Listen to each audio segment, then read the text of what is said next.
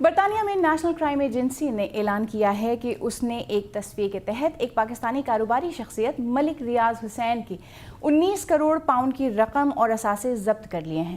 ان میں سے 14 کروڑ پاؤنڈ نقد رقم کی صورت میں بینکوں میں منجمد تھی اور 5 کروڑ پاؤنڈ کی لندن کی ایک انتہائی مہنگے علاقے میں ایک عمارت بھی شامل ہے۔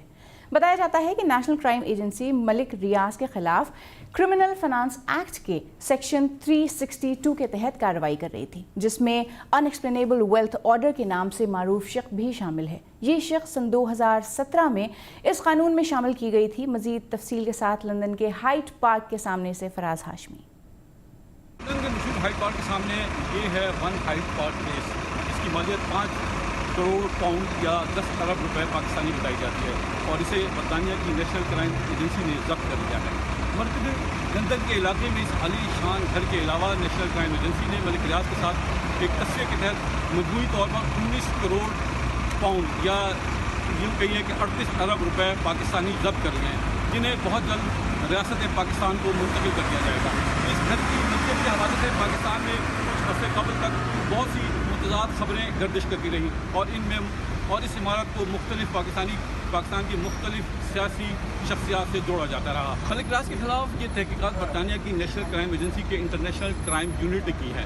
نیشنل کرائم ایجنسی کے ایک بیان کے مطابق ملک ریاض اور ان کا خاندان یہ رقم ایک تصفیے کے تحت دینے پر متفق ہوا ہے۔ یاد رہے کہ ملک ریاض اس سال مارچ میں پاکستان کی سپریم کورٹ کے سامنے کراچی بحریہ ٹاؤن کی زمین کی خرید و فروخت کے ایک مقدمے میں 450 ارب روپے ادا کرنے پر رضامند ہو گئے تھے۔ برطانیہ کی نیشنل کرائم ایجنسی کا انٹرنیشنل کرائم یونٹ خصوصی طور پر منی لانڈرنگ کے ان کیسز کی تحقیقات کرتا ہے جو پیسہ بیرونی دنیا میں غیر قانونی طریقے سے وہاں کے سیاستدان، فوجی جرنیل، فوجی حکمران اور دیگر بیوروکریٹس بناتے ہیں اور لا کے لندن کی پراپرٹی میں انویسٹ کرتے ہیں، کمپنیز بنا کے ان کی تحقیقات کرتا ہے، اور یہ ادارہ بڑے مؤثر طریقے سے کام کر رہا ہے۔ فراز ہاشمی، BBC نیوز، لندن۔ برطانیہ کے اس قانون ان ایکسپلینیبل ویلتھ آرڈر سے مراد یہ ہے کہ ایسی دولت جس کے ذرائع کے بارے میں کوئی وضاحت نہ دی جا سکے کہ یہ دولت کہاں سے آئی۔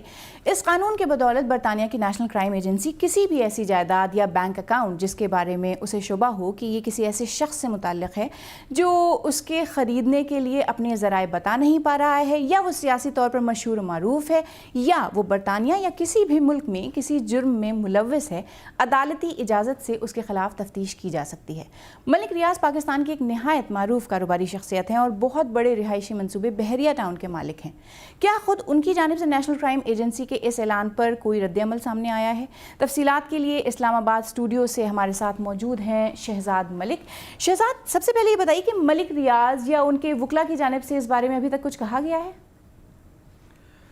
جی سمرا، ملک ریاض کی طرف سے ہی اس خبر پر ایک ٹویٹ سامنے آیا ہے جس میں انہوں نے کہا ہے کہ چند عادت سے مجبور لوگوں نے جو نیشنل کرائم ایجنسی کی رپورٹ ہے اس پر 180 ڈگری کا ٹرن لیتے ہوئے ان کی ذات پر کیچڑ اچھالنے کی کوشش کی ہے۔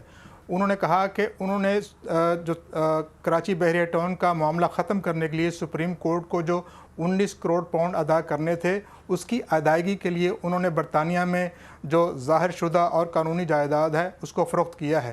اس کے علاوہ انہوں نے اپنی ٹویٹ میں یہ بھی کہا ہے کہ NCA نے اپنی جو پریس ریلیز ہے اس میں اس بات کو تسلیم کیا ہے کہ یہ دیوانی نوعیت کا معاملہ ہے، اور اس میں یہ کہیں بھی نہیں کہا گیا یا اس سے ظاہر نہیں ہوتا یہ کوئی جرم جو ہے وہ ثابت ہو گیا ہے۔ اپنی ٹویٹ میں ملک ریاض نے مزید کہا ہے کہ وہ پاکستانی ہیں اور مرتے دم تک وہ پاکستانی رہنا ہی پسند کریں گے۔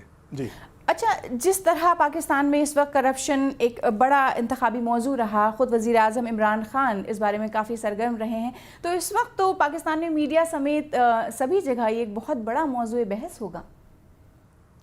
بالکل ایسا نہیں ہے جی، پاکستانی میڈیا پر تو اس کا ذکر کہیں بھی نہیں آ رہا، البتہ مقامی اخبار ہے ڈان، اس کی ویب سائٹ پہ اس کا ذکر ضرور ہے، باقی میڈیا چینلز پر تو اس کا کہیں بھی ذکر نہیں ہے۔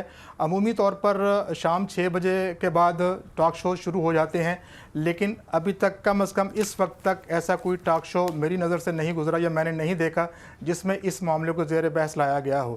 ویسے اخبارات کل شائع ہوں گے اور اس کے بارے میں کہنا قبل از وقت ہے، لیکن پاکستان کے جو ٹی وی چینلز ہیں اس پر جو اشتہارات ہیں بحریہ ٹاؤن کے وہ روزانہ کی بنیاد پر چلتے ہیں۔